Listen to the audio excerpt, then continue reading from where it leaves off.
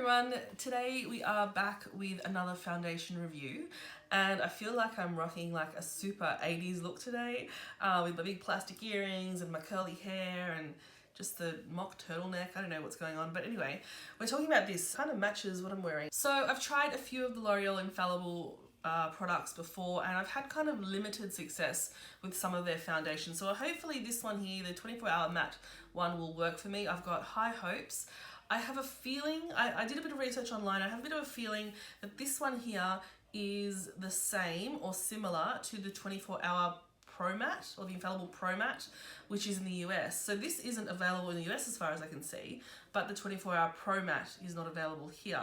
So this one I've seen is online in the UK and all over Europe and obviously in Australia, but yeah, I have a feeling that this is the same. So I haven't seen any reviews of that one, but I'm hoping that this one does do well for me. A little while ago I did the 24-hour Fresh. That didn't, well, no, that was really dry on me. I reviewed Pro Glow a few years, maybe last year. Mixed success. I actually do like that as a mix-in with other products because I feel like it makes it a lot dewier and really pretty, but on its own it doesn't last very well for me. And then the Infallible Total Cover was a bit of a flop for me. So I tried out a bit from the range, you know, mixed success, but hopefully this is the one that works for me. So with matte foundations, I usually use a more kind of moisturizing primer.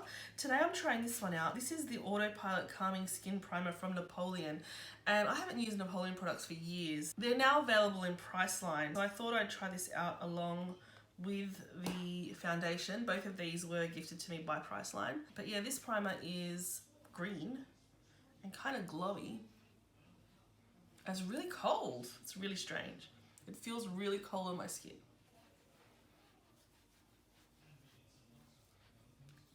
It smells really nice and it feels really hydrating. So here she is, here's the packaging. It's a nice squeezy tube with sort of matte finish. For $29.95 or $30 you get 35 mils. That's a little bit more than the average foundation. And in Australia it's available in 9 shades. That is terrible. I don't understand. This happened in a lot of other cases with the Pro Glow especially. Pro Glow has quite a wide range as far as I'm aware overseas, and then they only brought over like 8 or 9 shades to Australia. So I'm not sure what's going on with that. I don't think that's right. Same thing with this foundation. In Europe you can get lots and lots of shades, but in Australia, like I said, they're only available in 9 shades. And having said that, the 9 shades are a lot of light to medium. So I don't really understand why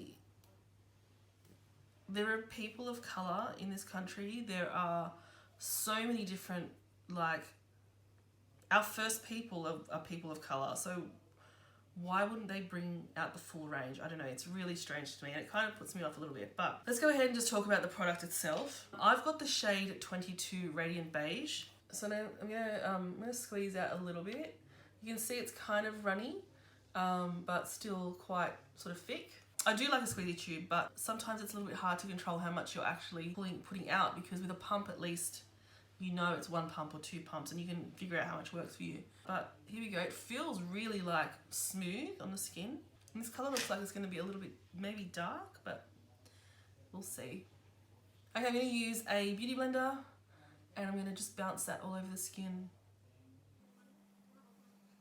I'm kind of surprised. I thought this was going to be really super heavy coverage.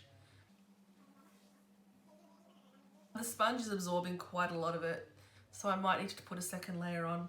This typically happens with a new sponge. And what I mean by new is like absolutely clean, fresh sponge. The colour's looking okay. It's funny, I thought I had put on so much of it and that it was going to look really cakey, but it actually looks really nice on the skin so far. So all of that foundation that I applied didn't have enough to go down my chin and my neck. It was just on my face. I really do think that the sponge absorbs so much of it. All right, so I'm applying a little bit more, mostly just to my T-zone.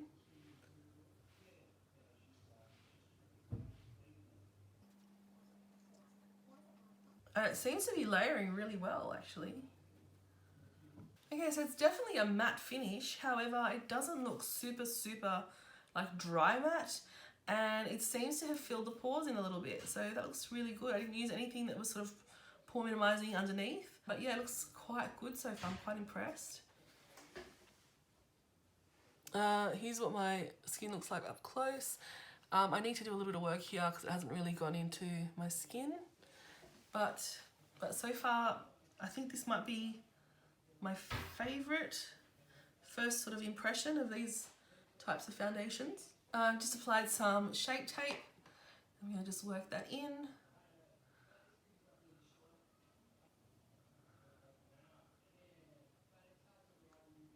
I'm just applying my favourite powder of the moment, the Fenty Pro Filter.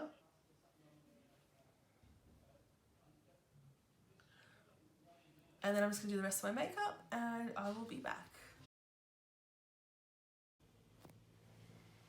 Okay, so I've done some makeup. I really like the way this looks. It looks matte, it looks just about flawless, but it doesn't look super dry, which is what I often have had a problem with other matte foundations from L'Oreal. I find that they just sink into everything and look really dry. I mean, look, I've only had it on for half an hour or so, so it might change, but I'll check in with you and we'll see how it goes. I've got Benefit on the brows, NARS on the eyes, the new Too Faced mascara on, NARS on the cheeks, and Charlotte Tilbury as well, and I've got the MAC Nakia Joy lipstick, which is one of my favourites. I wish it was permanent from MAC. And yeah, that's pretty much it. I am going to go watch some TV now, and then we're going to go out for a family function, but I'll check in with you. I'll let you know how it goes. I'm hoping that as natural oil kind of comes through, this is going to continue to actually look better rather than break up. I hope. That's the feeling I get. I'm getting some Estee Lauder double wear vibes from this. Yeah, interesting. All right, I'll see you soon. Hey guys, it's much later, and as suspected, the foundation lasted really well. I did start looking like better even after a few hours. You can see a fair amount of texture, but I think that's just what my skin's doing at the moment. And it wore off just a little bit around my mouth, but we did go out for dinner and stuff. We had a family function on. Around my nose, it's lasted really well. Everything blended really well on top of it.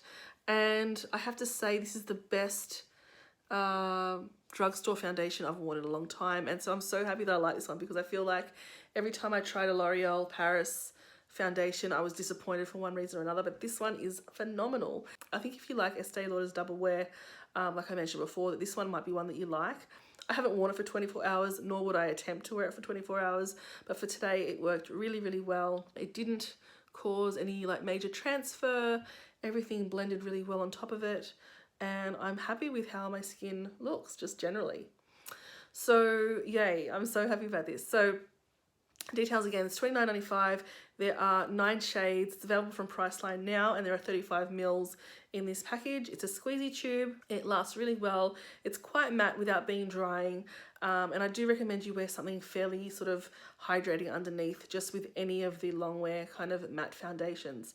So we'll leave it there. Thanks so much for watching, and I'll see you next time. Make sure you check out some of the reviews of my other L'Oreal foundation reviews. I'll leave some links to those down below, but otherwise, bye.